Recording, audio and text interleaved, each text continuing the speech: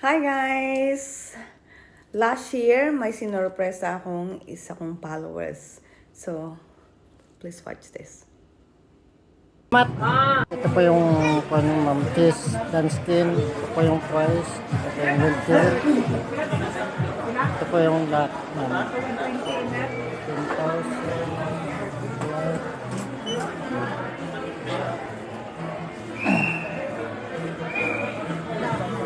Ma'am Cheese, Danskin. Yan na po ang price.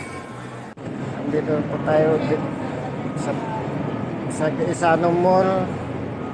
Ito po yung bibilin nating reclining wheelchair na para sa asawa ko na may sakit at sa yung pinapabili ni Ma'am Cheese Danskin na pera pambili. Salamat po. Ito na po yung mapesa. Ito na po yung reclining wheelchair.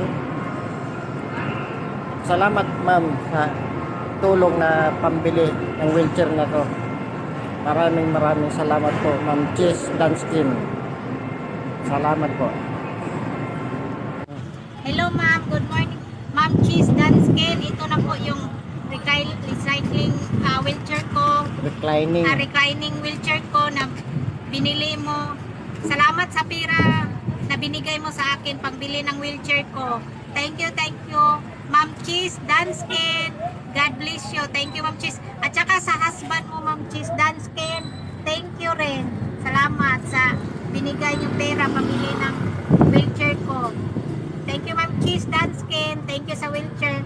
At saka sa husband mo. Thank you. God bless. Good morning. Ito na, Ma'am Cheese. Bininyagan ko na yung bagong wheelchair ko. I'm so happy. Thank you. Ma'am Cheese Danskin, thank you sa perang binigay mo pabili ng wheelchair, bagong wheelchair ko. Thank you. At sa husband mo si Sir Brett, thank you. God bless. Ang bait niyo po. Thank you. Ito yung husband, Sir Brett.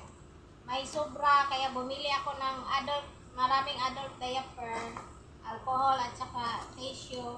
Thank you, Ma'am Cheese Danskin and Sir Brett. Maliit man o malaki, kung kaya mong tumulong ka. Pero huwag kang maghihintay ng kapalit. God bless you all. Thank you.